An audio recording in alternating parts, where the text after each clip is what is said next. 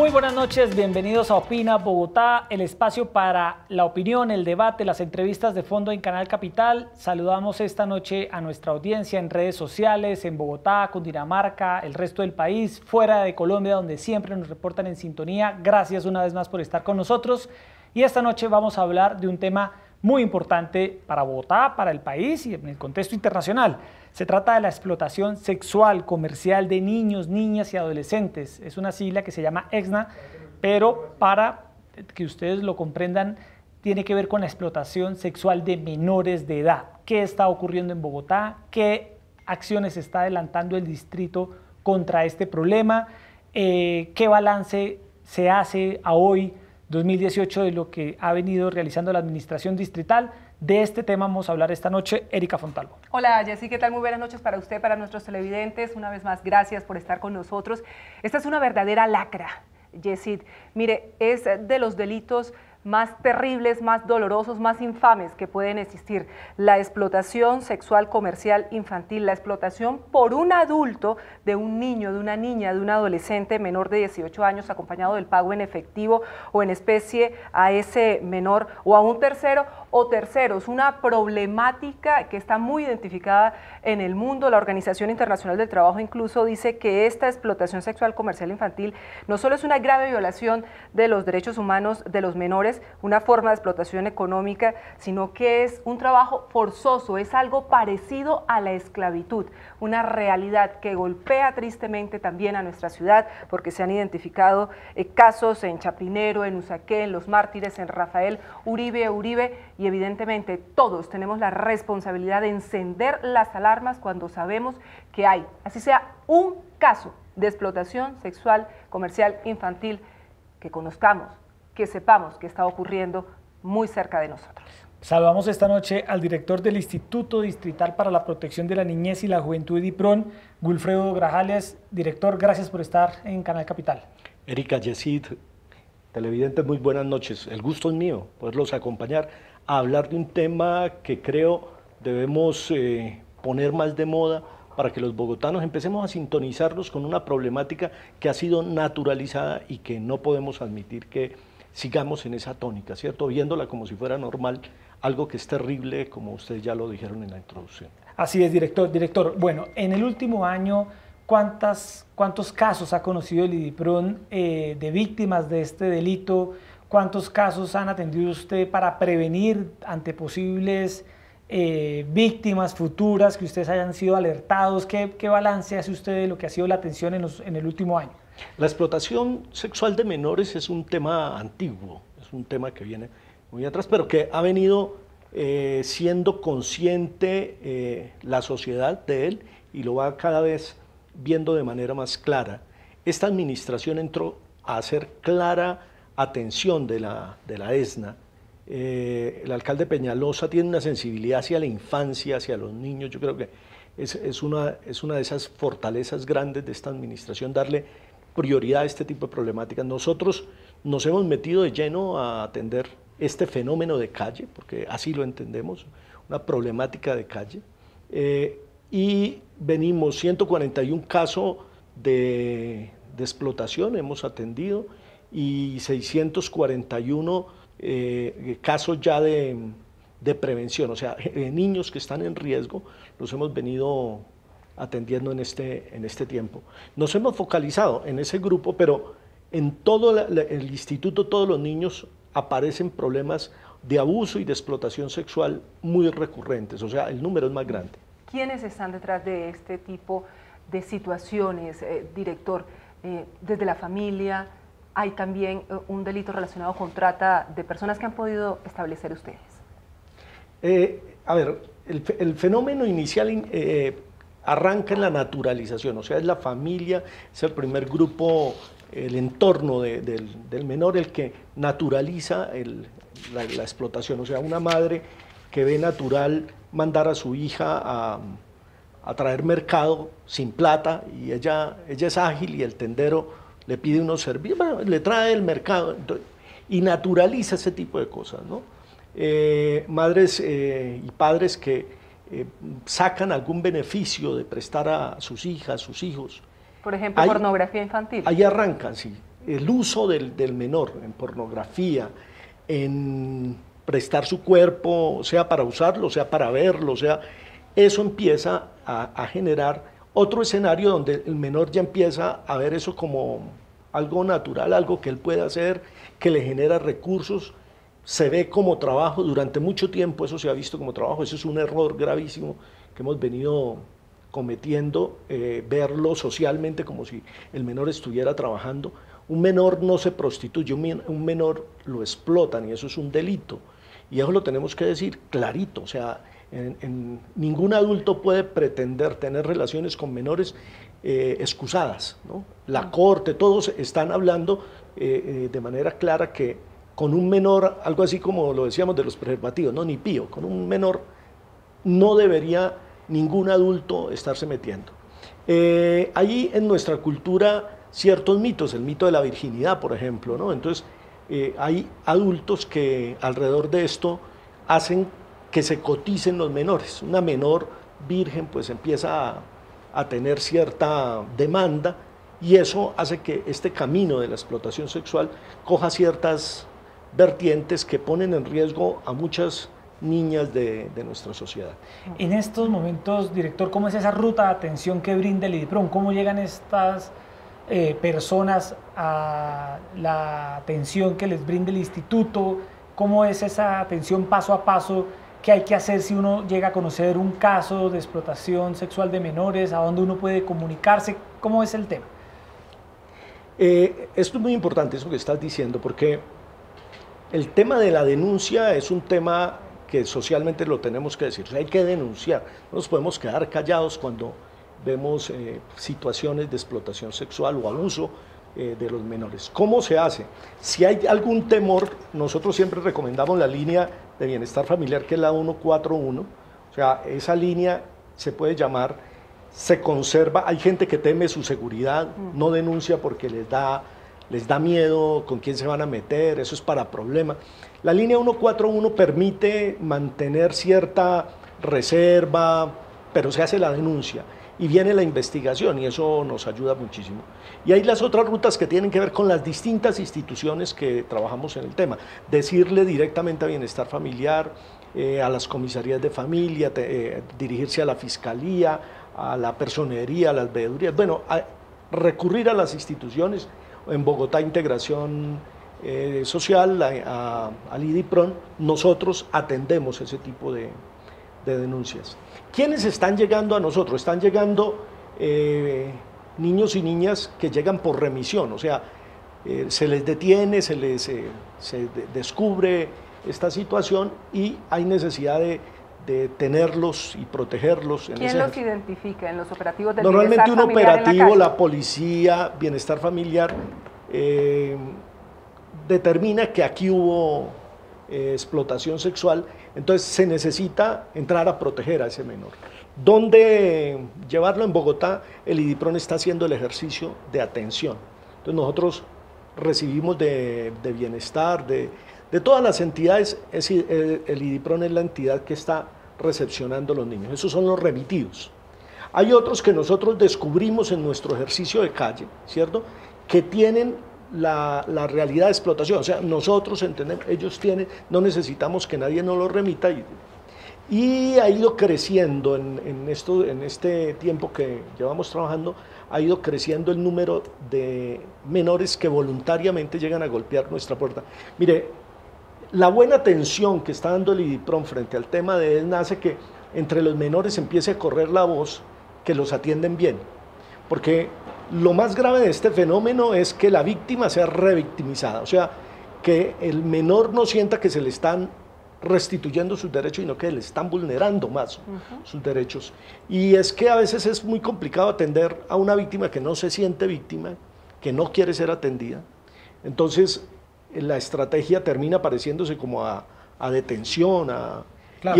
Y la sociedad lo confunde. Y además, director, una víctima que lo ha sido siempre, porque probablemente esa niña o ese niño que pueden tener 14, como mucho 15 años, han sido víctimas de abusos sexuales desde que quizá eran muy pequeños en el interior de su propia familia, por alguna persona cercana que, como decía el director, naturalizó ese tema del abuso y de la explotación a lo largo de toda la vida. Entonces ellos parecería ser que tienen esa forma de existir ya incorporada a su propia vida. Nosotros hemos descubierto una cosa: cuando el menor se entiende víctima, todo cambia. ¿Sí? O sea, cuando él logra entender que él es víctima, cambia todo el tratamiento, tanto que en este momento nuestra estrategia va dirigida ante todo a que él se dé cuenta que él es víctima. Cuando el menor se da cuenta de eso, su proceso se vuelve distinto, su proceso crece, se ven salidas a la problemática, y ellos mismos, ellas mismas, deciden no volver a dejarse, o sea, denunciar, no prestarse, porque es que buena parte de la problemática cuando uno no se siente víctima es que ellas se exponen. Erika. Ellos están en los sitios donde se exponen a la explotación. Así es, Erika, director, para saber muy bien en qué consiste este tema de la explotación sexual de menores en Bogotá, cómo está el panorama, qué están haciendo las autoridades, nuestra periodista Alejandra Parrado preparó el siguiente informe. Este es el relato de quien llamaremos Sofía para proteger su identidad. Es una niña de 15 años cuya infancia fue robada por una red de explotación sexual que operaba en una zona turística de Cundinamarca. Tenía prácticamente 13 años y sí, comencé a estudiar con unas amigas y a salir con ellas. Y comencé a conocer el mundo pues, de la fiesta y eso. Entonces ahí conocí supuestamente un trabajo que era la de prostitución. Las autoridades dieron con el caso de Sofía en medio de una investigación en contra de quienes la prostituían. Los sujetos fueron capturados y Sofía llegó a una de las casas de atención del IDIPRON. Acá hice proceso y pues reconocí que era explotación y que era víctima de esto. Actualmente vive con su mamá, está en proceso de terminar el bachillerato y se siente muy entusiasmada de poder sacar adelante una carrera. Por la parte de toma de decisiones, que lo bueno y que malo, y frente al tema de eso sé que no lo voy a volver a hacer y que ya tengo claros mis proyectos de vida.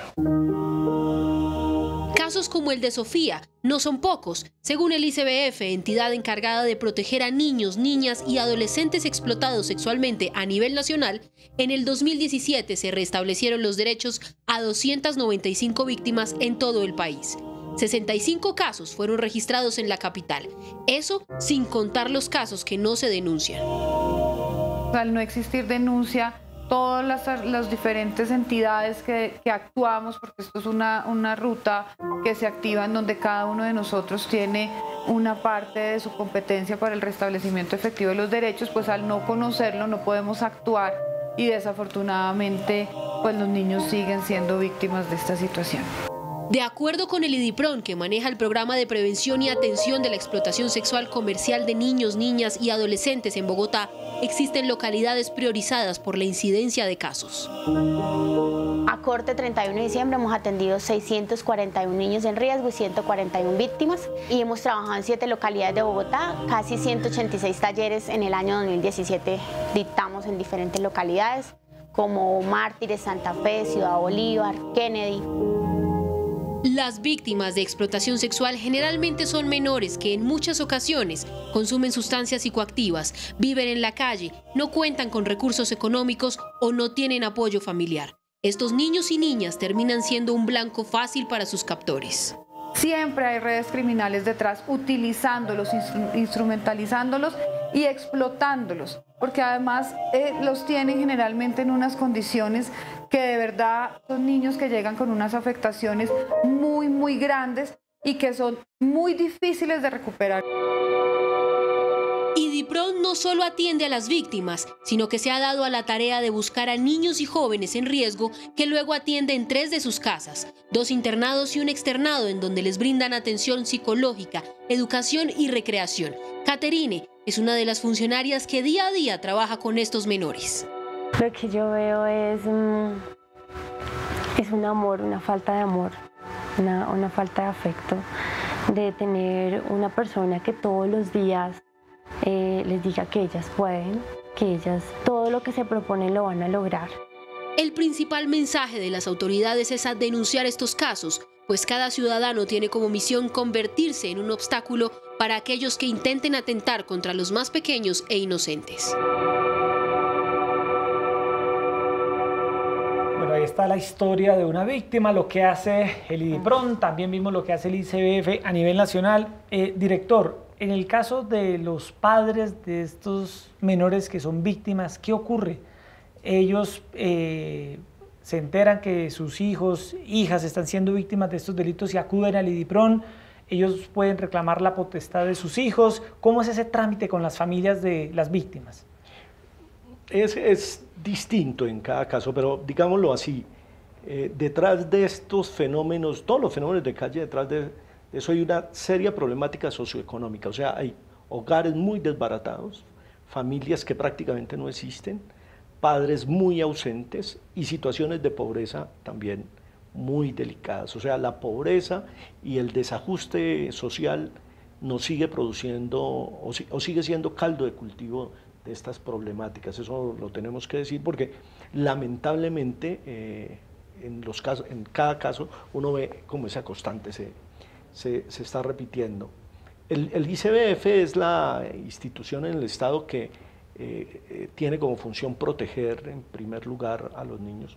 Un padre de familia que se ve que no protege a sus hijos, inmediatamente se desata el proceso que incluye a bienestar familiar, que entra a protegerlo y en ese ejercicio de protección nos lo entrega a nosotros y nosotros pasamos. Lo hacemos a partir de una estrategia que ha sido complicada para que la entienda el Estado, pero nosotros la defendemos y creo que somos exitosos en eso. Una estrategia donde nosotros decimos que no negociamos, que esto debe ser afecto, o sea, el menor tiene que saber que se le ama, que se le quiere. Hay una carencia de afecto enorme y no podemos entrar a hacer una atención simplemente funcional, hay que hacer una atención del corazón y nuestro trabajo de hacernos amigos de ellos, de atenderlos, de quererlos, digámoslo así, no es negociable.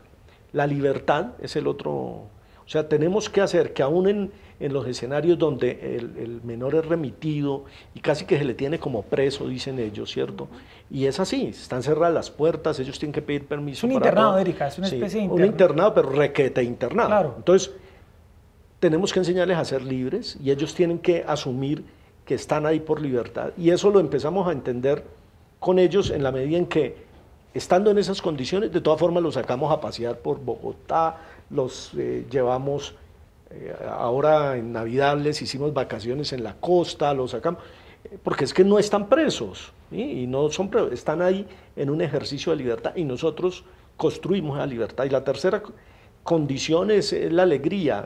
La calle, así sea lo más terrible, sigue siendo leída por los habitantes de calle, por la gente que está en la calle, como una rumba. La calle es chévere, la calle es alegre, festiva, claro. Y no se la podemos cambiar por una cosa bien aburridora, bien harta. O sea, el Estado no puede dar una alternativa, no sé, charra, pues, o sea, hay que hacerle siesta y nuestra estrategia es muy alegre, es muy de fiesta todos los días. Bueno, fiesta es lo que uno hace volver fiesta, entonces comernos un dulce puede terminar siendo una gran fiesta, batirme el coche puede terminar siendo una gran fiesta. Entonces, es la fiesta constante que ellos deben entender. Y es ahí donde nacen testimonios como el relato que acabamos de oír, donde dice, yo vine aquí y entendí. ¿Sí? Sí. Ahí, en ese clima es donde entendí. Claro. Cuando entendí, cuando ellos pueden decir eso, ya entendí que soy víctima, ya entendí que hay abuso, ya entendí que me están dañando, ahí todo el camino abierto para empezar a subsanar eso que Diana, la directora de Bienestar Familiar, dijo ahora de manera tan clara. Es muy difícil recomponer en una persona, pero cuando se dan estas condiciones, uno empieza a ver cómo crecen, cómo cambian y cómo mejoramos los ciudadanos de Bogotá que se están haciendo. Estos niños que si no los cuidamos van a ser personas, ciudadanos, bastante complicados en la ciudad, ¿no? Sin duda hay que hacerles entender sus derechos, sus deberes también como ciudadanos, pero sobre todo que crezcan en dignidad, que esa dignidad que les han venido pisoteando a lo largo de muchos años por estas distintas formas de explotación, incluso en el interior de sus propias familias.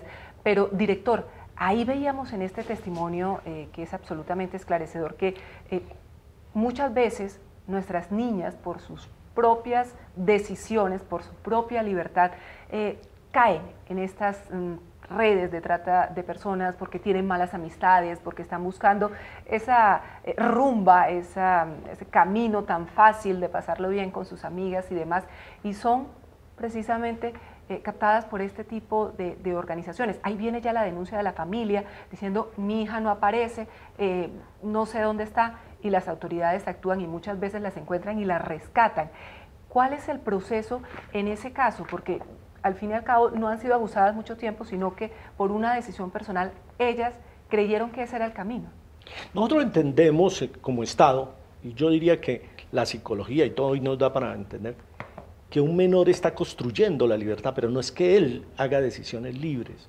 Los adultos tenemos toda la responsabilidad de ayudarles a que fortalezcan sus decisiones.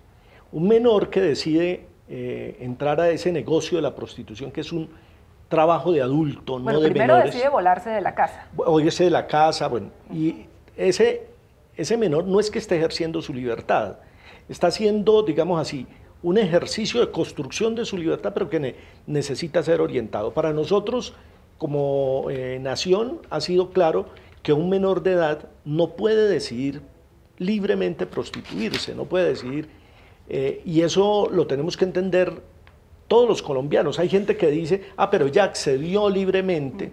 No, un menor no se accede. Esto deberían ser temas tan claros que nos vuelvan tabú, o sea que los adultos entendamos que con un menor en ninguna condición nos deberíamos meter, o sea, así él se ofrezca, así él diga, con un menor no debería haber ninguna relación de tipo sexual, porque es abuso y es dañar a esa persona.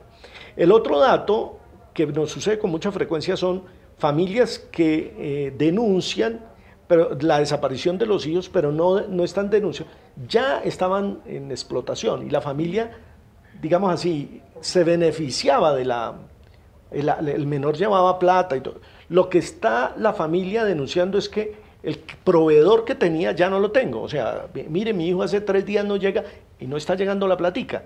Y uno lo nota cuando, estando con ellos en las unidades, empieza a encontrar padres de familia que vienen a visitar a los hijos y a decirle: sálgase de aquí, nos tiene pasando hambre, no sé qué, y porque ellos con su negocio, o sea, prostituyéndose, y pues ya dije que no es prostitución, pero haciendo ese ejercicio comercial de explotación, surten a su familia, dan un beneficio. Entonces uno encuentra una mamá o un papá que, como se benefician de eso, lo naturalizan, lo secundan, y la denuncia que hacen es: sí, se me perdió, pero no se me perdió que están interesados en el hijo, sino están interesados en el proveedor.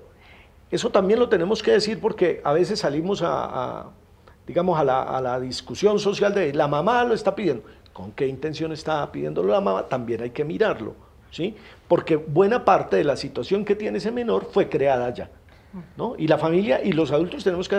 Aquí hay una responsabilidad que no podemos evadir, no la debemos evadir. Un padre de familia no puede decir que mi hijo resultó metido en eso y no me di cuenta, ¿sí? Ahí hay muchos signos. Nosotros en los temas de prevención encontramos, por ejemplo, unos niños que empiezan a hablar con un lenguaje muy sexualizado, ¿sí? Unos niños que empiezan a convivir mucho con adultos. Están el hacinamiento que se da en ciertos hogares, ¿no?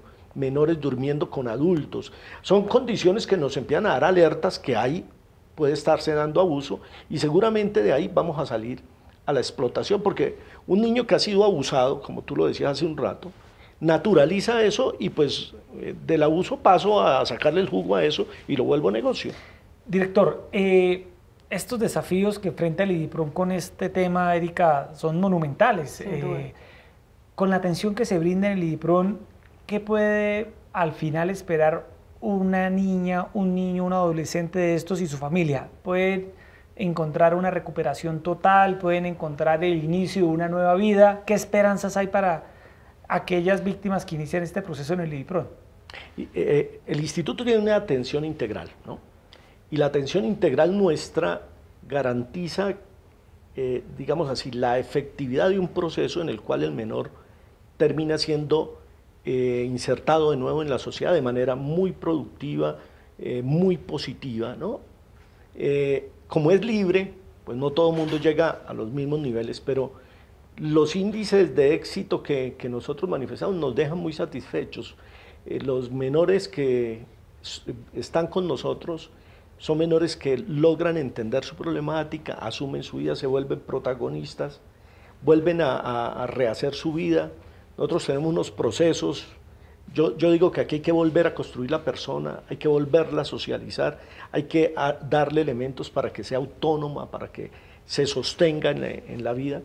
Y el instituto tiene las estrategias para hacerlo. Y lo que vemos que hay que irlo ajustando a través de la estrategia con que nosotros atendemos, que la denominamos C al cubo, ¿no? Debe ser, y debe ser muy alto al cubo, que no es otra manera sino de desarrollar una ecuación de 3 S, y 3 Es atención psicosocial, atención sociolegal, la atención en salud, la atención del cuerpo, digámoslo así, la educación, todos los elementos que tienen que ver con trascendencia, el tema espiritual y el tema del emprender, que también es muy importante porque el niño necesita, en los escenarios de autonomía que le ofrece la adultez, tener herramientas para sostenerse, para no dejarse caer, sobre todo cuando viene de escenarios sociales, de familias donde los recursos son pocos, él tiene que llegar a ser autónomo. Y como este es un escenario de trabajo, porque la explotación habla de intercambio sobre todo de dinero, entonces hay que ser claro en el tema de otras maneras de generar recursos que no sean escenarios que dañen la integridad de la persona, ¿no? Yo siento que el IDIPRON es una buena noticia para Bogotá, una buena noticia para los niños, porque es el interés de la administración, de la ciudadanía de Bogotá en ellos, un interés no, ¿cómo decirlo?, no nominal, no es en serio. Y nosotros estamos comprometidos y estamos apasionados en este tema, somos felices haciéndolo, y el IDIPRON de ya más de 50 años estamos haciendo un ejercicio Salvar Niños, y la cantidad de egresados nos muestran que digamos así, lo hacemos y lo vamos a seguir haciendo, Erika, mientras nos permitan. Algo, Erika, que se me viene a la memoria ahora que escuchábamos al director, se van a cumplir 2 años de la intervención del Bronx, y si algo había en el Bronx era precisamente una explotación sexual, claro, comercial de niños, niñas y adolescentes. Era quizá el epicentro, director, de estos delitos, un delito que allí promovían toda clase de mafias, Erika, mafias ligadas con el narcotráfico, con el tráfico de armas. Con niñas y niños muy pequeños. Muy pequeños, sí, director. Estamos a punto de cumplir los 2 años del Bronx. Pero allí, mire sí, lo curioso de eso que está citando. Si tú miras cuando miras las cifras de lo que se encontró, o sea, lo que al entrar las autoridades encontraron, menores casi no. No era que no hubiera, sí, es que los menores saltan por los muros, los menores. Y este escenario es el que a mí me gusta recordar. Mire, hay que entender que el menor no se siente víctima, él siente al Estado como el que lo va a agredir. Entonces, cuando hay un operativo, los adultos ayudan, porque es que los encuentren con menores es una cosa que va a ser muy pesada para el adulto. Entonces el adulto se queda a hacer contención de la autoridad y el menor se vuela. ¿Eso pasó en el Bronx? Claro, a ver, la cantidad de niñas, cuando usted toma a las niñas y les dice, bueno, como usted había más, eso era una cantidad, niños, eso era una cantidad. ¿Y dónde estaban? No, corriendo. O sea, apenas llega la autoridad, los que van en primera fila corriendo son los menores. Esto es una figura de eso que hemos estado diciendo desde el principio. El menor no se siente víctima, él siente que el que lo está explotando, que el que tiene el negocio montado es su amigo, es la señora tan buena gente que me presta el sitio donde yo trabajo. O sea, ellos son mis amigos. El Estado que viene a defender mis derechos es el que me viene a agredir. Entonces corra que llegó la policía, corra que llegó bienestar familiar. Eso tiene que cambiar. O sea, en la medida en que nosotros hacemos una atención donde el menor sabe que él es la víctima y que si llegan las autoridades, llegan a salvarlo, llegan a defenderlo, no a atacarlo, no a revictimizarlo, pues cada vez tendremos más denuncias, que es lo que no tenemos. Hay zonas de Bogotá donde el índice de denuncias todavía es muy bajo. El año pasado crecimos bastante. El ejercicio que se hizo, lo que citaba el video que acabamos de ver, la cantidad de talleres, la cantidad de actividades que hemos hecho para concientizar a la gente que si ve, denuncie, hable, no se queden callados frente a cosas que hay que hablarlas, hay que decirlas. Eso nos está llevando en ciertas localidades a crecer muchísimo el número de denuncias. Pero hay localidades donde les da miedo, todavía está muy fuerte el miedo. Las familias, ¿Es miedo, los menores. es hipocresía, es indolencia, También o es que hay... están acostumbrados a ver a los niños en las calles siendo explotados sexualmente? A ver, citemos en Bogotá, la localidad de Santa Fe, por decirlo, es una de las localidades donde sabemos hay más explotación sexual, de esa localidad, la explotación sexual de menores es altísima, pero cuando vamos a ver las denuncias es muy baja, ¿sí? ¿Qué es lo que pasa allá? Cuando uno entra y los equipos que entran a hacer presencia allá, dice, allá hay unas redes muy peligrosas que nadie se quiere meter con ellas. Entonces yo sé que si me voy a denunciar, entonces hay temor, ¿no? Por eso yo citaba hace un rato la línea 141, porque es una línea donde yo puedo conservar el anonimato, decir, mire, está pasando esto, pero no necesariamente tuve que ir yo allá y había una persona tomándome una declaración, sino por teléfono doy la alerta, pongo a las autoridades a moverse sin necesidad de exponerme. Eso ayuda mucho para que empiece a crecer la denuncia.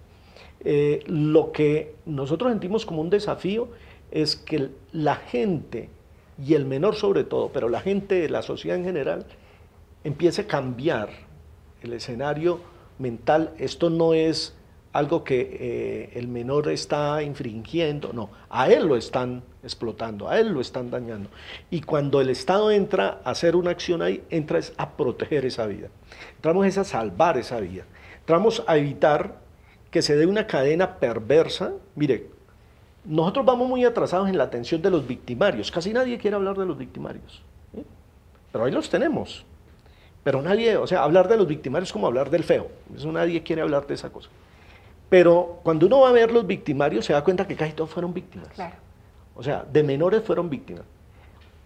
¿Qué quiero decir? Que eso que llamamos monstruos, que ese mal grandísimo que encontramos de grandes victimarios, los estamos formando en las víctimas hoy, que no han sido atendidas o han sido mal atendidas, y las dejamos, lo dejamos, eso se pudre y al final terminan siendo, como lo llamamos, monstruos, sí, ¿no? Unas personas que hacen mucho daño y siguen reproduciendo. Director, pues no es su competencia porque usted es el director del instituto, pero usted escucha permanentemente estas denuncias y es a la Fiscalía quien le corresponde estas investigaciones, pero ¿quiénes están detrás de la explotación sexual de menores? ¿Qué tipo de mafias? ¿Qué tipo de organizaciones? Sí, más allá de la familia, es que son Exacto, esas, las es una mafias, organización. las mafias de trata de personas que verdaderamente están también de manera muy estrecha y así ligadas al negocio del narcotráfico, al negocio de la rumba en Bogotá, porque muchos de estos menores no solo están en las calles, también están en sitios nocturnos, en bares, en burdeles, y ahí evidentemente pues no llegan solos.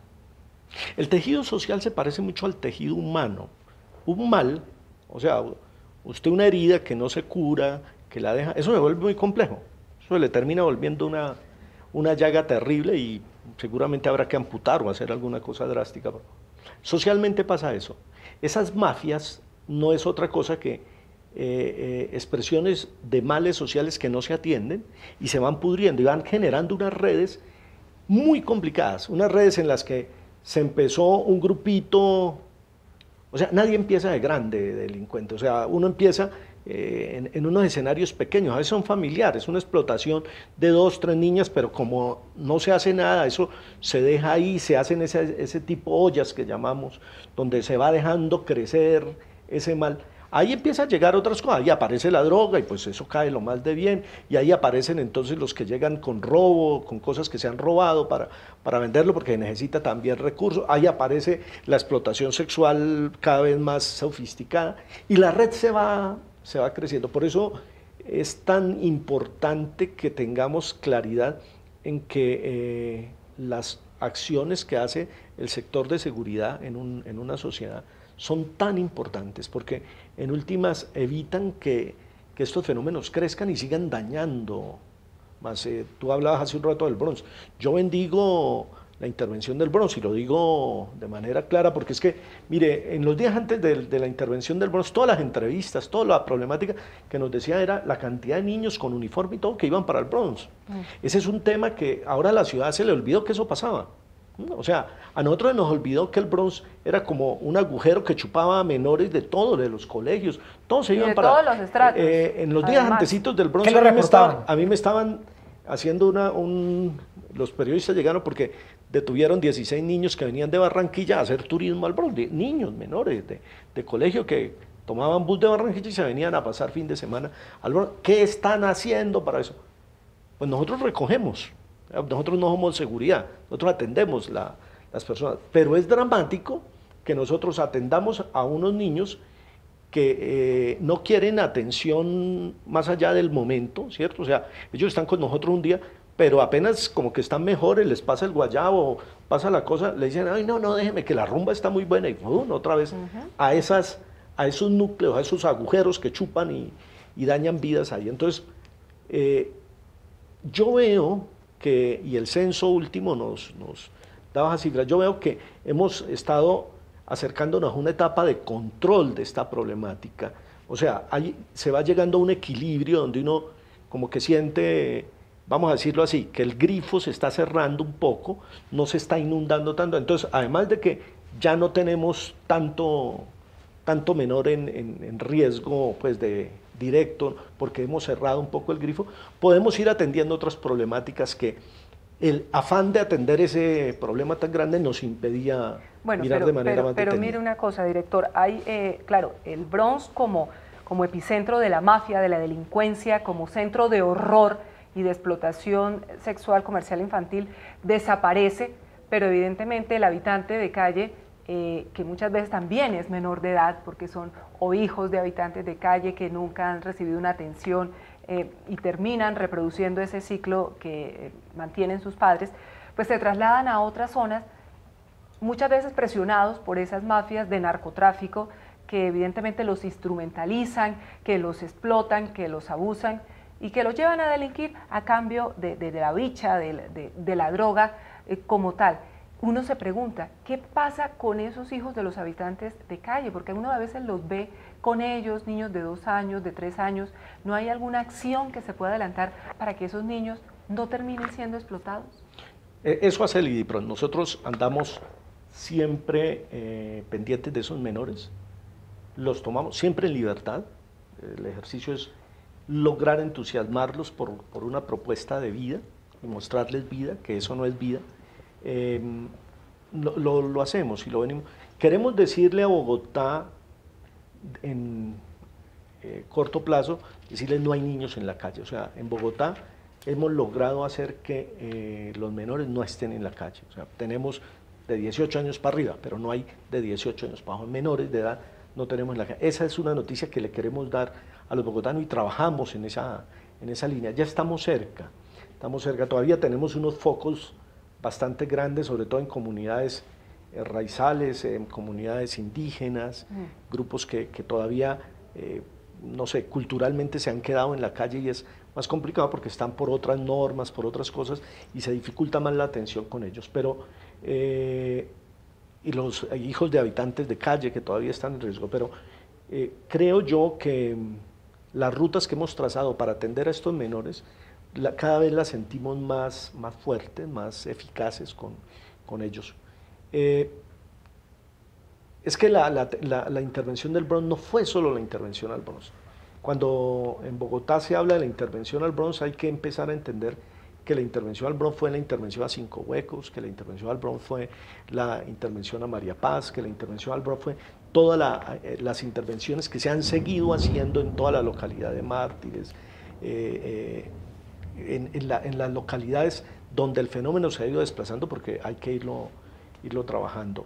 Esa atención, esa permanencia en ese tipo de actividad es la que nos va a garantizar que ese fenómeno que se va repitiendo, pues se repita en menos intensidad y vaya desapareciendo, o sea, que lo podamos controlar. Habrá habitante de calle, porque hay gente que por naturalidad, por antropología, por nomadismo, quieren Opta estar por en la eso, calle. por la habitabilidad Pero en la que calle. estar en la calle no significa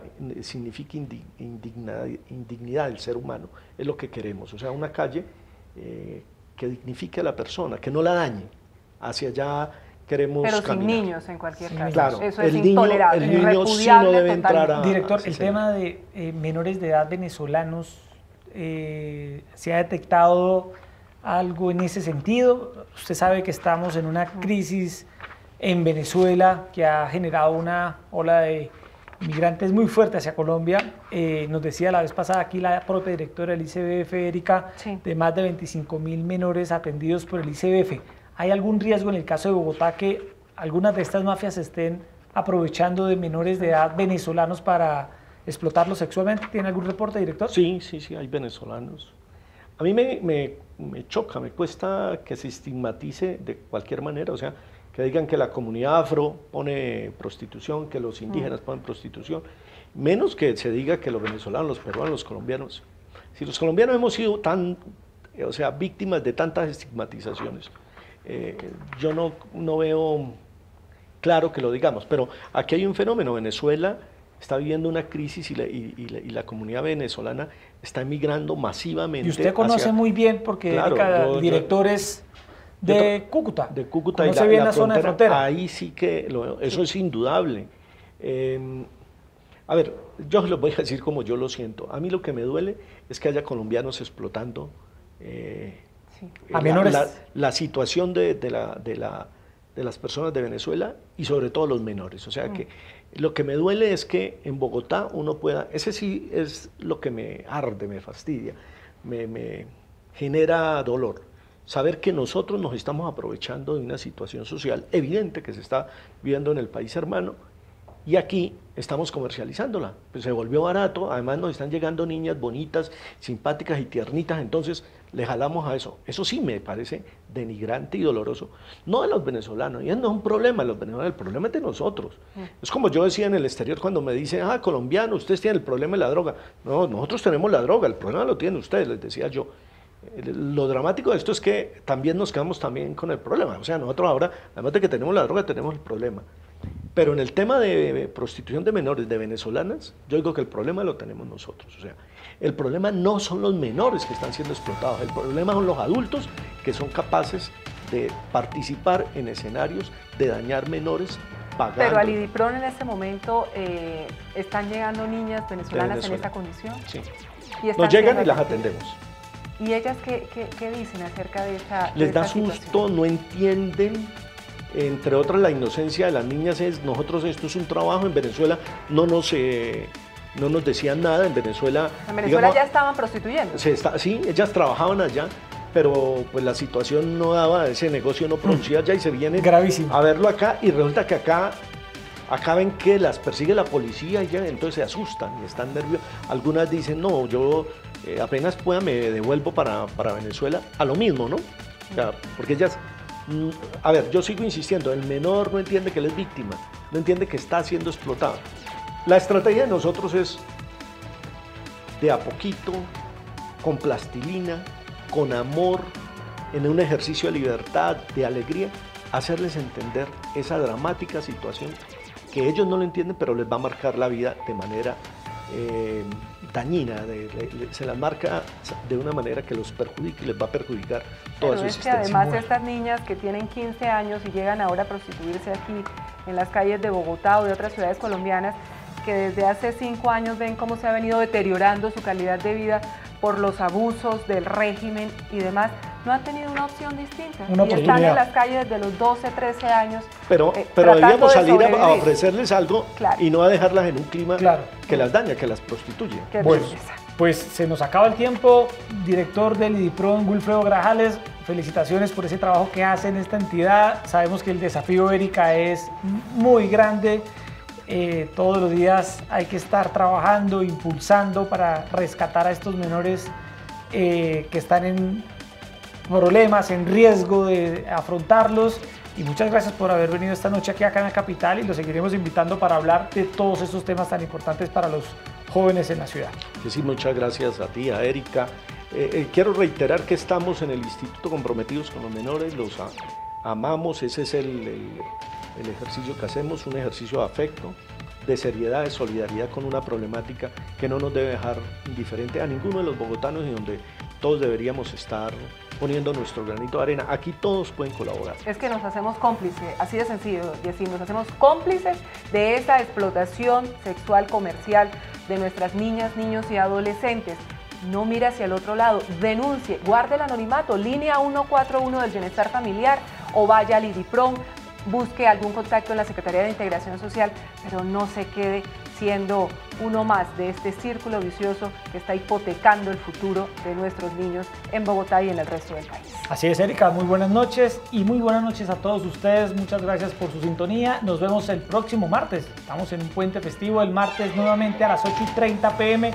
con un nuevo tema de interés para Bogotá y el país. Muy buenas noches. Muchas gracias.